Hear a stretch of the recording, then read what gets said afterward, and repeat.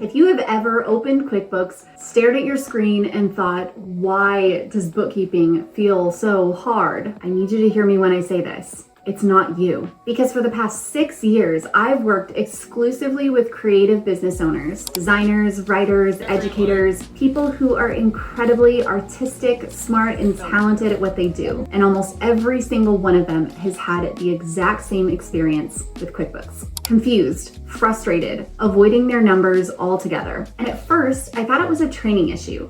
Like maybe we just needed better tutorials, better systems, processes. So I spent years testing different workflows, different platforms, rebuilding systems from scratch, trying to figure out what actually works for creative brains. And what I realized is this: QuickBooks isn't broken, it's just not designed for you. And once I started seeing that pattern over and over again, I started asking a different question. What exactly is making this feel so hard? And it's really not just one thing. It is a combination of design choices that make QuickBooks really difficult to use, especially for creative business owners. Here are the 5 things that I've nailed down. Problem number 1, the interface is overcomplicated. And honestly, that is an understatement. When you open up QuickBooks, your brain literally does not know where to look. There's so much happening on the screen that you immediately feel confused, then frustrated, and very quickly, you're in fight or flight mode. And if you didn't have money anxiety before that moment, opening QuickBooks and trying to do anything with it will absolutely create it. And here's the part that makes it worse. There are about 100 different ways to do one thing, which sounds helpful, but in reality, it makes it so hard to build any kind of consistent system. Like,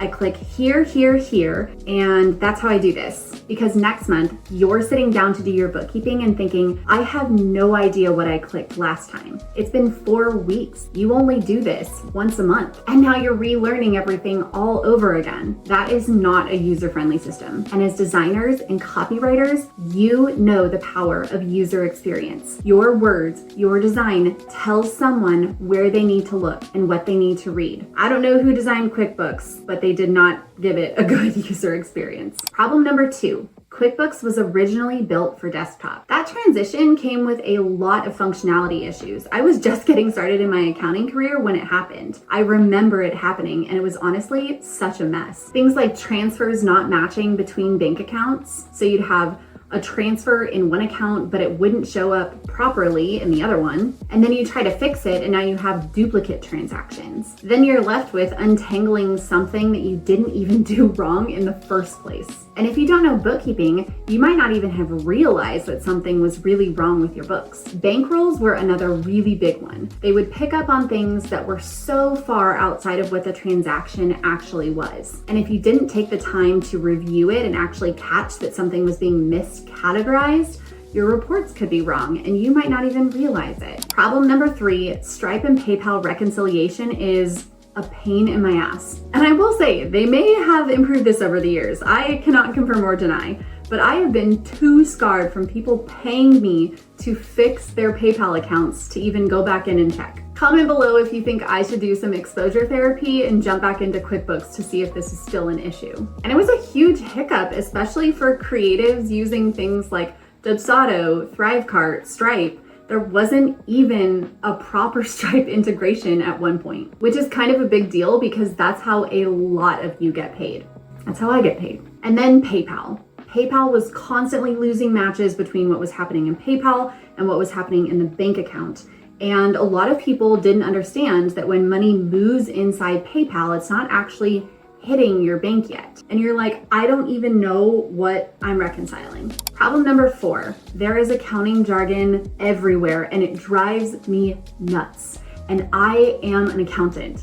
I know what all of these words mean, and it still annoys me to no end. Your bank account is only seeing the transfer of either what you got paid or what you transferred for an expense. So now you've got missing transactions, duplicate transactions, things not matching, and someone tells you to reconcile it. And every time you see one, your brain has the mental load of going, wait, what's the definition of that again? That's a mental load that you do not need, especially when we could just use plain English and get the exact same result. Business owners already don't want to be doing bookkeeping. So why are we making the learning curve harder than it needs to be? Because the learning curve in QuickBooks is high, like in space high. If you start using QuickBooks and you are not prepared to dedicate real time to learning it, you will get frustrated. And there is not nearly enough education out there that's actually geared toward creative business owners. So you're trying to learn a complex system in a language you don't speak for a task you didn't even want to be doing in the first place. Of course it feels hard. Problem number 5, the pricing and the company behind it. There is subscription creep everywhere. Constant upsells. You have to pay for additional users. Prices go up constantly. And it just starts to feel icky, especially when you see how much money is being spent on marketing and Super Bowl ads. And you're like, interesting. And then there's the part that matters more to me personally. My ethics don't align with Intuit as a company. They've spent a lot of money lobbying against free tax filing options in the United States, even when there are systems that can make filing taxes easier and more accessible for people. And that matters to me. In 2024, a pilot program for the IRS Direct File was launched to help find a free option for taxpayers to file their taxes. I actually, like a nerd, read through the entire recap report and found that 90% of the people who went through this program ranked their experience as excellent or above average. When asked what the beta testers particularly liked, they liked that it was very easy to use, it was trustworthy, and it was free. What really blows my mind is that 86% of the respondents said that the Direct File program increased their trust in the IRS. Guys, this was a wildly successful program, so why did it not happen? Because Intuit paid $1 million to the Trump administration for lobbying efforts for one small paragraph in the One Big Beautiful Bill that would block this program from expanding. And it actually said in that little paragraph that we would be partnering as a government with a private company to come up with a better, newer option instead. Don't get me wrong, I, as an accounting firm, would have seen a hit to my profits if this was a program that exists. But that's what's different between Intuit and Madison Dearly Financial. We put people over profits every time. And if this is something that is going to benefit United States taxpayers, I want that. I actually want to see a system that works better for people, even if it means less profit for me. And when I moved all my clients off of QuickBooks Online 4 years ago, this was part of that decision. Not just the functionality issues, which are very real and very there, but really looking at who are we building on? What do they stand for?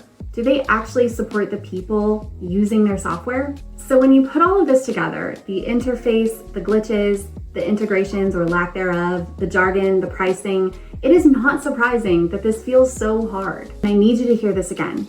It's not you. You're not bad with money. You're not just disorganized. You've been trying to use a tool that wasn't designed for how your brain works. And that is a very fixable problem. And in my next video, I'm going to show you exactly what I recommend instead.